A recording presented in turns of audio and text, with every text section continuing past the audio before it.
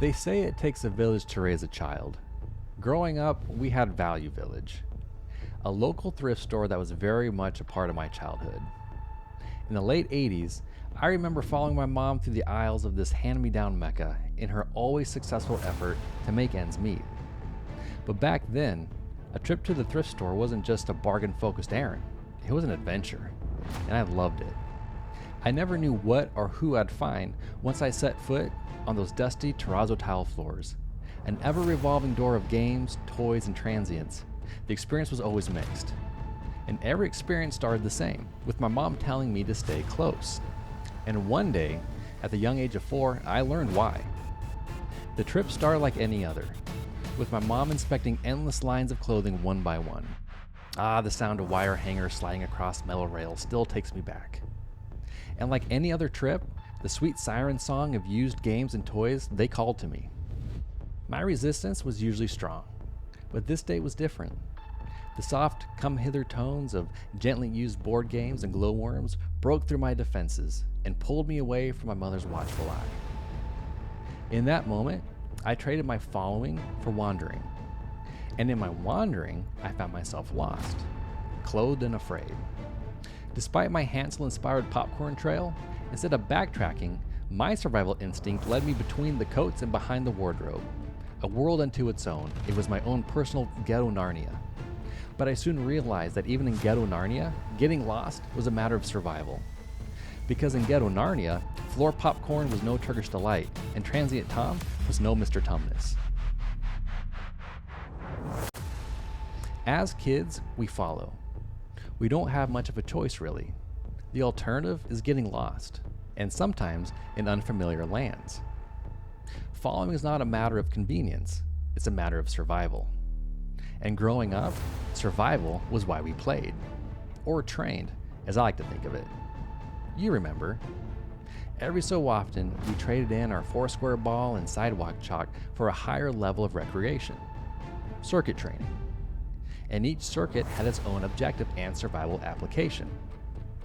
Simon says, it honed our listening and attention skills to better navigate interrogations conducted by our parents. Tag enhanced our stamina and endurance to aid in our getaways when foul balls met bedroom windows. And Red Rover sharpened our observation and judgment skills to better assess the strength, girth, and mass of potential playground bullies.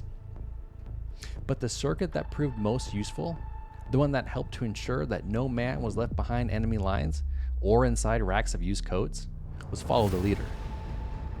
Follow the leader was always straightforward. Once you heard the name, you pretty much got it. And while everyone outwardly liked the leaders with clean shoes and minor cases of algophobia, most secretly waited for that rebel, that 4th grade John Bender, to take that leadership position. Because we knew that whatever inner GPS guided his steps, it wasn't factory set. And we were all too eager to see and follow the dangerous path that chain-smoking, hot-tempered 9-year-old chose. Because we all knew that if we could keep up with him, we could keep up with any fast-paced, bargain-hunting mother.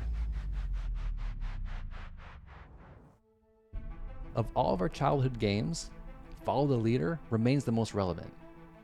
For practical reasons, red light, green light comes in a close second. Because as adults, we also follow. We don't have much of a choice, really. The alternative is getting lost, and it remains a matter of survival in unfamiliar lands. J.R.R. Tolkien once wrote, "Not all those who wander are lost." True, but I've grown to learn that all who are lost tend to wander, and wandering of this variety is typically off path. So the question is, whose lead are we following? And perhaps more important, why does it matter? Merriam-Webster's dictionary defines leader as something that ranks first. So that which we follow is by definition that person or thing that is first in our lives, that which we value most. As psychologist Jordan Peterson writes, you can't have a value structure without hierarchy. They're the same thing because a value structure means one thing takes precedence over another. So where there's value, there's hierarchy. It's interesting then that God warns numerous times throughout Scripture to worship no other God but Him. almost as if he knew that we as humans have an instinct, a need even, to place something at that highest place of the hierarchy. Philosopher and Catholic writer Blaise Pascal once wrote, "What else does this craving and this helplessness proclaim, but that there was once in man a true happiness, of which all that now remains is the empty print and trace.